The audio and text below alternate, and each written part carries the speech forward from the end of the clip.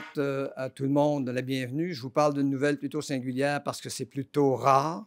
Il est rare que des organismes en arrivent à se dissoudre. Alors ça, c'est rare au départ, mais souvent avec le vieillissement, la difficulté de relève et ça se produit. Ces choses-là, c'est un peu à quoi on assiste aujourd'hui. C'est effectivement à quoi on assiste. Ce qui est plus rare, c'est de voir un organisme qui va laisser un héritage important. Ça, c'est rare. Et cet héritage important-là, le groupe qui sont autour de la table, que je vais vous présenter, ces gens-là, ils n'étaient pas très sûrs de dire, bon, ça prend une conférence de presse pour dire ça. Bien, je leur ai dit, écoutez, ce que vous avez fait est admirable. Ils ont tenu le phare, vous allez voir depuis combien de temps.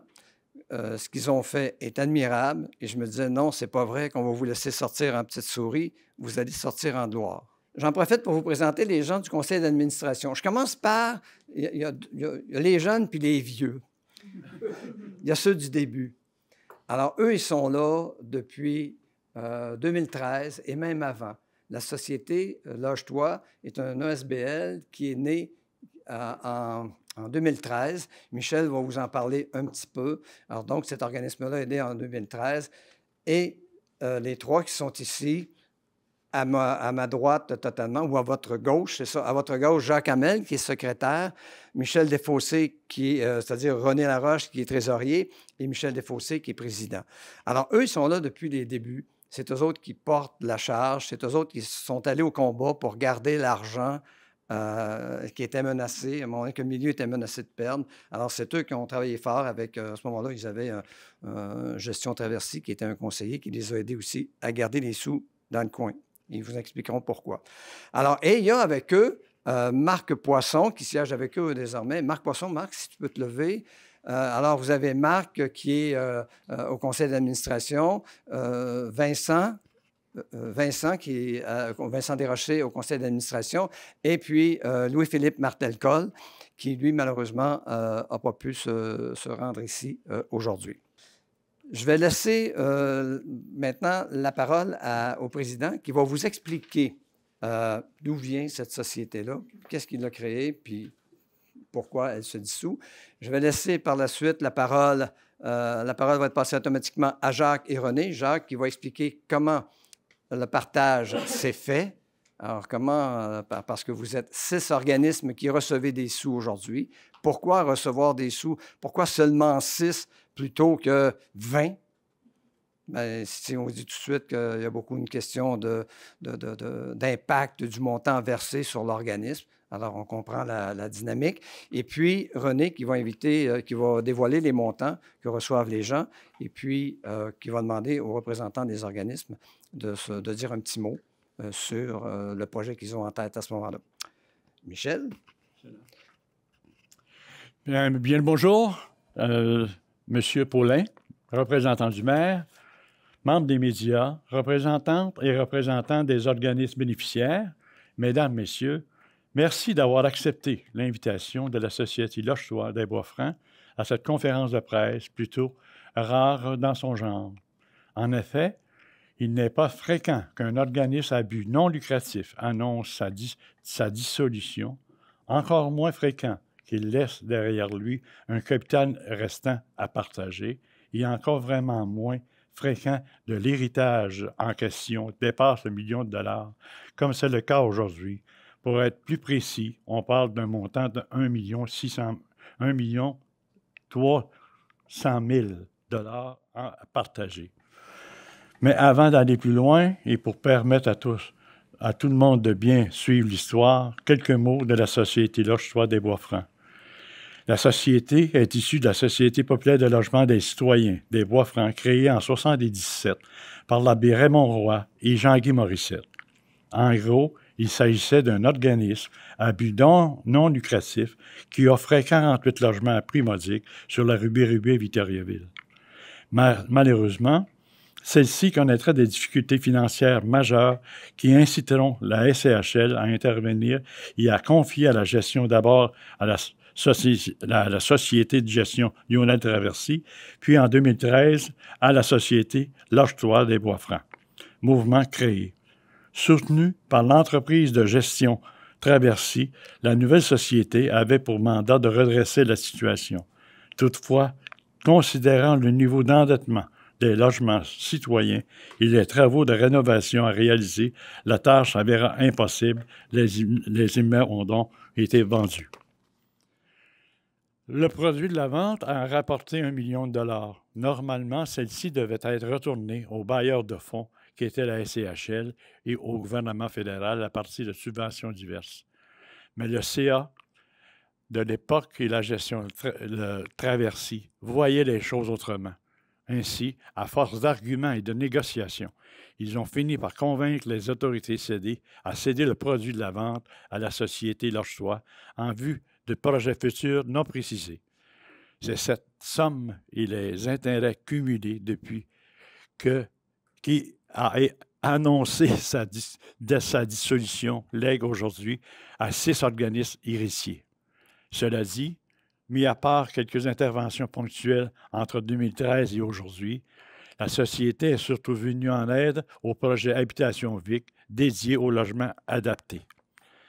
Voilà pour les explications de base. Maintenant, je vais laisser Jacques, notre secrétaire, et René, notre trésorier, vous annoncer le nom des organismes héritiers de la société. Mais auparavant, un mot au sujet du groupe retenu. Théoriquement, davantage d'organismes auraient pu bénéficier du capital restant, mais la société Loge-Toi des Bois-Francs a plutôt choisi de privilégier des sommes à même d'avoir un impact majeur sur l'action des organismes bénéficiaires. Il faut savoir qu'ils devaient finalement répondre aux 3 conditions suivantes. Premièrement, leur mission devait pouvoir être associée à celle de la Société Logement des Bois-Francs. 2. L'argent reçu doit être exclusivement consacré à la réalisation de projets de construction, d'acquisition ou de rénovation de logements à prix modique ou d'unités d'hébergement permanent ou transitoire. 3. Aucune part de l'héritage ne peut être affectée au règlement des dépenses quotidiennes ou administratives de l'organisme, comme le recrutement de personnel, par exemple. Je vous remercie. C'est des gros principes de la société du début qui va se continuer avec vous. Merci. Bon, maintenant, René va dévoiler les montants. Un mot d'abord pour vous dire que chaque fois que j'en nommerai un des organismes héritiers, j'inviterai le représentant ou la représentante de celui-ci à préciser la nature du projet qui sera soutenu par l'argent reçu. Donc, les 6 organismes héritiers de la Société Loge-Toi des Bois-Francs. En premier lieu, Fondation de l'Ermitage, pour un montant de 175 000. J'en ai le petit dépliant de campagne. Je pense que certains d'entre vous en ont entendu parler. Ça fait au moins 5-6 ans, sinon plus, qu'on rêve d'agrandir le centre d'hébergement de Warwick, qui est tout petit, qui n'est pas adapté à la clientèle qu'on a aujourd'hui. Donc, c'est un projet majeur. C'est un projet qui a 2 phases. Donc, la première phase, c'est 5 millions. Et la Fondation a été mise au défi de ramasser 1 million pour garantir la réalisation de ce projet-là. Fait que vous vous rendez compte que 175 000, ça va propulser notre campagne. On va y croire davantage.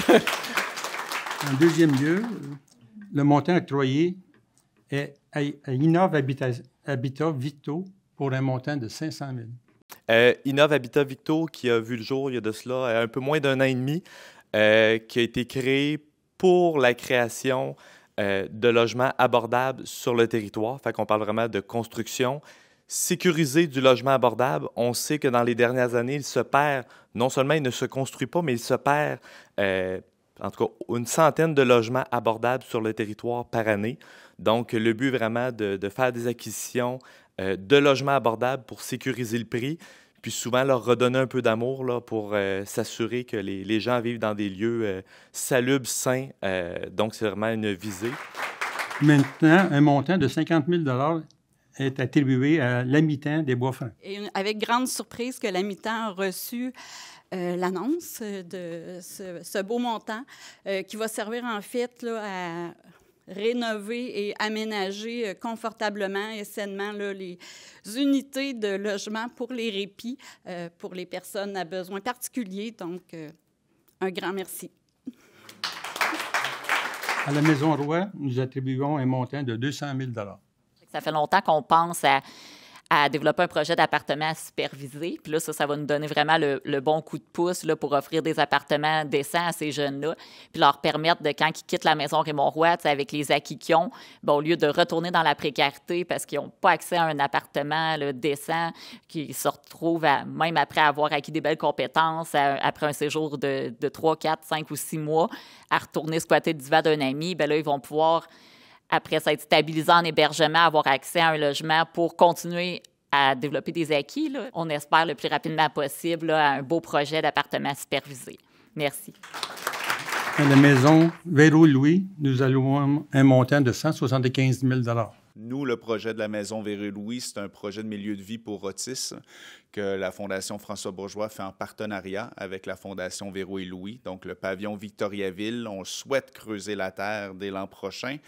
Un milieu de vie pour adultes autisme, on passe entre 16 et 20 selon les budgets que nous allons être capables de négocier avec le CIUS. Vraiment, ça va nous aider, nous, à rendre ce projet-là possible, à le compléter et à pouvoir offrir ce service-là. Finalement, à la Maison Volte-Face, un montant de 200 000 est octroyé. Dans notre cas, en fait, la volte-face, ce qu'il faut savoir, c'est que depuis plusieurs années, on a des taux d'occupation de 130 150 %. Le contexte de manque de logement abordable fait en sorte qu'on doit garder les femmes plus longtemps. Donc, le projet qu'on va développer, c'est une maison deuxième étape. Une maison deuxième étape, ce sont des unités d'habitation transitoires, mais je dirais surtout sécuritaires. Évidemment, c'est un projet là, d'envergure, donc ça nous donne un coup de pouce incroyable. Fait que merci du fond du cœur.